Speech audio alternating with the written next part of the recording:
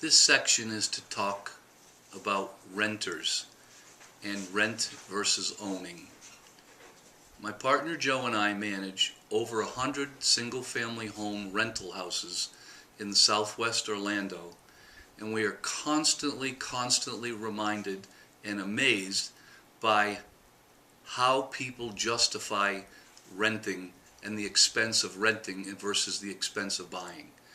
We have families all the time that say, I just want to rent. I don't want to buy ever. And there's usually a reason why. Number one, they may have lost a house during the foreclosure, short sale craziness of 01, 02, 03, 04, 05, 06, 07, 08, 09, and they lost a house, and they are bitten, they are wounded, and they're afraid to try again. And I believe that this is all part of a master plan where the people that have a lot of money orchestrated a lot of this up, and down, and a lot of middle America lost their homes because of this orchestration. Now, the reality is you still need a place to sleep. You still need to spend your hard-earned money paying for a roof over your head. So let's talk about that. In my Dr. Phillips, Windermere, Ocoee, Metro West, Winter Garden area, the cheapest house that you can rent is $1,400, $1,500 a month. So I assume that $1,400, $1,500 a month is at the very most a third of your monthly income. A third of your monthly gross income. I beg your pardon, a third of your monthly net take-home income. And that's how most people determine how much they can rent. And when we choose a tenant, we make sure that their income is at least 3 times the rent. So let's talk about someone who's willing to pay $1,500 a month for rent. There's really only 2 or 3 reasons that someone should be renting. Reason number 1 is you have bad credit. Now, the reason that you have bad credit is another whole segment, but the fact is that you can do something about that in a very short time if you ask somebody to help you fix your credit. My partners and I are willing to do that for you for free if you rent a house from us while we fix your credit and we get you ready to buy a home down the line. We actually have invented a website called rentnowbuylater.com. And the gist of this website is if you will rent a house from us anytime during the 12-month lease, if you are ready, willing, and able to buy a home, and you're ready to buy, if you allow me to be the realtor that helps you buy, you don't have to pay me, the seller pays me, you get my 40 years of experience for free. If you buy a home during the lease period, we'll let you out of the remainder of the lease.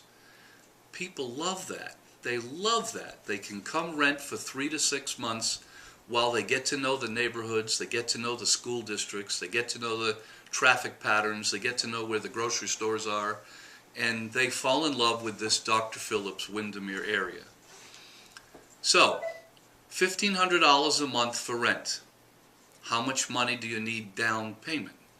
The fact is the government just lowered the minimum requirement on an FHA mortgage to 3%. 3%. My feeling is if you don't have $5,000 to $10,000 in the bank, you shouldn't be buying a house.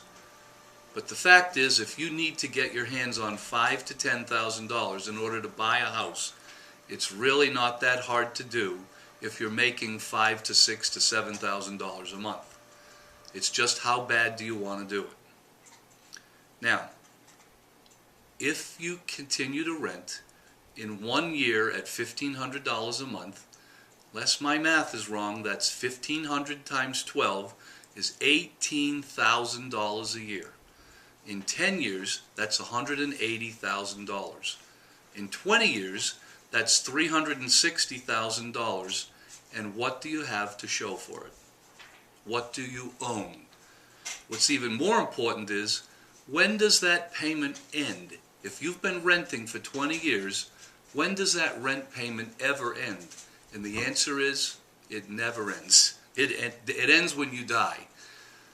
You could live to be 80 or 90 and you would still have a rent if you don't consider buying now or soon from now.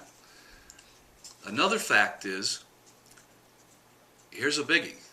Let's say you're our average renter, 35 years old, you've been out of school for 12 to 15 years, you've been working, got married, have some kids, together you and your spouse make $60,000 a year. In 10 years, that means you made 60,000 times 10, or $600,000. In 20 years, that means you made $1.2 million. My question to you renters is, where is it? What do you have to show for the $1.2 million, or the $800,000, or the $600,000 that you've made in the last 10 to 20 years? Where is it? I know the answer. Do you? It's gone. The truth is, I'm 61 years old, and I've bought and owned several rental properties over the last 40 years of my life. And I have homes that have had the same renter in it for 25 years. 25 years. Never mind the fact in the last 20 years the houses have tripled in value. The renters have paid my mortgages off 3 times. And when I retire, I have rental income because tenants are paying me $1,500 a month to live in my house instead of paying $1,500 a month to live in their own house. So I am constantly amazed that renters will come up with the justifications why they want to keep renting instead of buying. Our government, going through its evolution, still to this day allows homeownership to be one of the largest tax deductions. It is the largest tax deduction that most families will ever get. All the interest that you pay on your mortgage is tax deductible, as well as the property taxes are tax deductible on your income. So that means if you pay a $1,500 a month rent, you have no tax deduction. But if you pay a $1,500 a month house payment, about $1,000 a month of that is interest. So that means in 1 year you pay $12,000 in interest, not $15,000 in rent.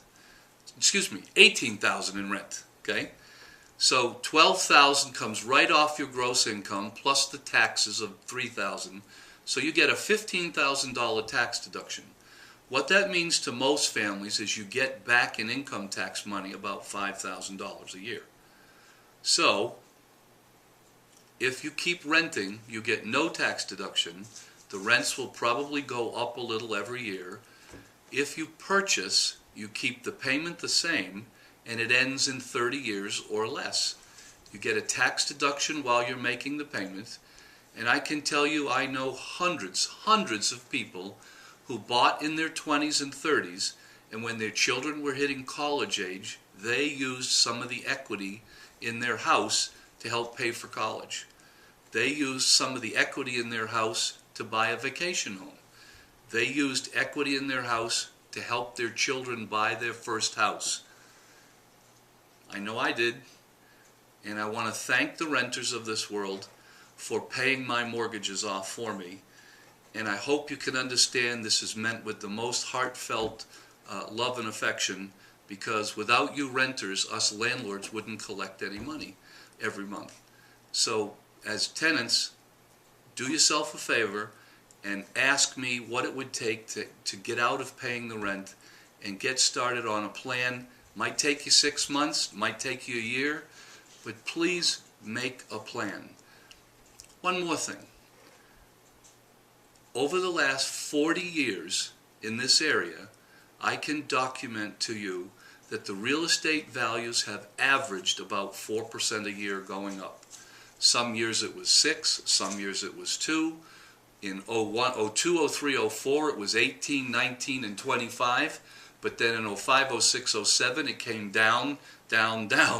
But if we started 40 years ago and we got to today, it's averaged about 4% a year.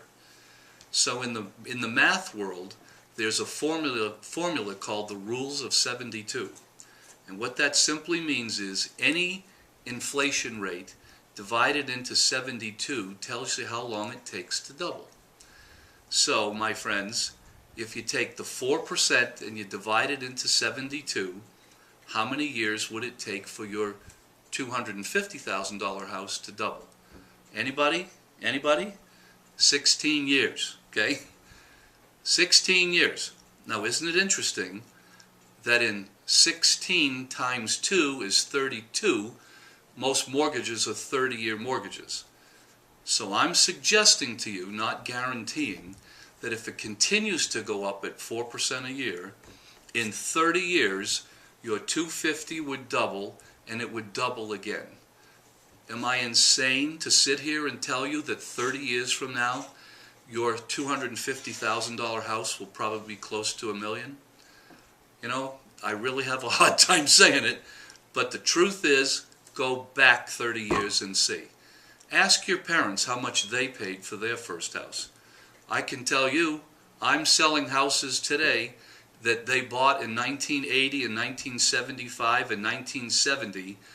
I had one last week that paid $82,000 in Sand Lake Hills, and they sold it for $250,000.